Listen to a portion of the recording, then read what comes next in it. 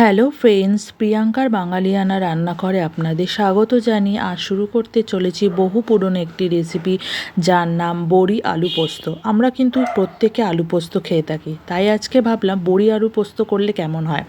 এটি একটি বহু পুরনো রেসিপি। আমি কীরকমভাবে এই রেসিপিটি তৈরি করি আপনাদের সাথে চলুন শেয়ার করি। প্রথমে শুকনো কড়াইয়ের মধ্যে আমি বিউলির ডালের বড়ি দিয়ে দিয়েছি 1 কাপের মতন। প্রথমে ভালো করে আমি ডালের বড়িগুলোকে একটু ভেজে নিলাম, তারপরে কড়াইতে দিয়ে দিলাম 2 চামচের মতো সর্ষের তেল। তেলের সাহায্যে আমি বড়িটাকে কিন্তু ভালো করে দেখুন লাল করে ভেজে নিয়েছি। লাল করে ভাজা হয়ে গেলে আমি একটা প্লেটের মধ্যে বড়িগুলোকে তুলে রাখলাম। এরপর ঠিক ওই একই কড়াইয়ের মধ্যে দিয়ে দেব 5 থেকে 6 চামচের মতন সর্ষের তেল। পোস্ত করতে কিন্তু একটু তেলটা বেশিই লাগে, আর যেহেতু নিরামিষ পোস্ত একটু তেল দিলে ভালো লাগবে। এর মধ্যে আমি ফোড়নের জন্য দিলাম কালো জিরে, শুকনো লঙ্কা 2টো, আর 4 থেকে 5টার মতো চেরা কাঁচা লঙ্কা। এরপরে দেখুন আলুগুলোকে আমি কেটে নিয়েছি ডুমো ডুমো করে। কেটে নেওয়ার পর তেলের মধ্যে আলুগুলোকে দিয়ে দিলাম। আলুগুলো দেওয়ার পর দিয়ে দেবো 1 চামচের মতো নুন, ছোটো চামচের 1 চামচের মতো নুন দিয়ে দিলাম। এরপরে নুনটা দেওয়ার পর আমি আলুগুলোকে ভালো করে একটু ভেজে নেব। গ্যাসটাকে কমিয়ে আলুগুলোকে কিন্তু ভেজে নিতে হবে।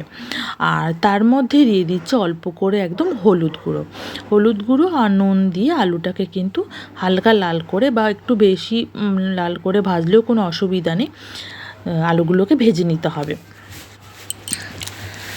এখন আমি 2 থেকে 3 মিনিটের মতো একটু ঢাকা দিয়ে রেখে দেবো।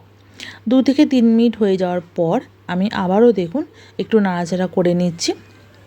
আর আমার গ্যাসটা কিন্তু একদমই কম করা আছে। এরপরে একটু নাড়াচাড়া করে নিলাম।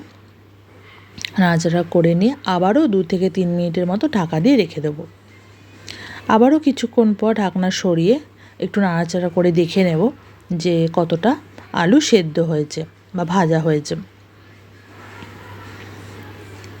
একটু দেখে নিচ্ছি। দেখুন 80% মতো কিন্তু আলুটা আমার ভাজা হয়ে গেছে এখানে। এরপরে যে বড়িগুলোকে আমি ভেজে রেখেছিলাম সেই বড়িগুলো এখন আলুর মধ্যে দিয়ে দেবো। বড়ির সাহায্যে আলুটাকে আবারও কিছুক্ষণ একটু ভাজা ভাজা করে নেব। আমি কিছুক্ষণের জন্য একটু ঢাকা দিয়ে রেখেছিলাম। বড়ি আলু দুটোই কিন্তু এখন পুরোপুরি ভাজা হয়ে গেছে। এরপরে কি করব, আমি আগে থেকেই পোস্ত বেটে রেখেছিলাম।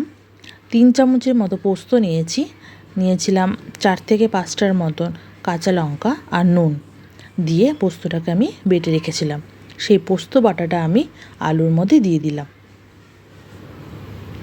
এরপরে একটু নাড়াচাড়া করে নিতে হবে। ভালো করে দেখুন নাড়াচাড়া করে নিলাম। ভালো করে নাড়াচাড়া করে নেওয়ার পর আমি এখানে দিয়ে দিচ্ছি অল্প করে একদম চিনি। নিরামিষ রান্নায় কিন্তু আপনারা একটু চিনি ব্যবহার করবেন, তাহলে দেখবেন খেতে কিন্তু ভালো লাগে। আর যেহেতু পোস্ত একটু মিষ্টি হলে খেতে কিন্তু ভালো লাগে, খারাপ লাগে না। ঝালটা আর মিষ্টিটা কিন্তু আপনারা আপনাদের পছন্দ অনুযায়ী কিন্তু দেবেন। যদি আপনারা মিষ্টি খেতে না চান তাহলে স্কিপ করতে পারেন। আর দিয়ে দেবো একদম বাটি ধোয়া জল। আর আমি এখানে বড়ি আলু পোস্তটা একটু মাখা মাখা করব। আপনারা যদি চান জলটা একটু বেশি দিতে পারেন, যদি ঝোল খাবেন। আমি এখানে মাখা মাখা করছি। একদম ছোটো কাপের 1 কাপের মতন আমি জল এখানে দিয়ে দিলাম। দিয়ে আর কিছুই না, আমি একটু দেবো এখানে অল্প করে নুন। আমার একটু মনে হলো নুনটা লাগবে। নুনটা দিয়ে একটু নাড়াচাড়া করে একটু ঢেকে রেখে দেবো।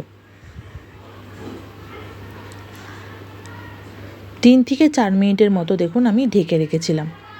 ঢেকে রাখার ফলে কী হয়েছে, বড়িগুলো কিন্তু একটু ফুলে উঠেছে। বড়িগুলো ফুলে উঠেছে আর গ্রেভিটাও কিন্তু সুন্দর হয়ে গেছে, একদম ঘন ঘন হয়ে গেছে।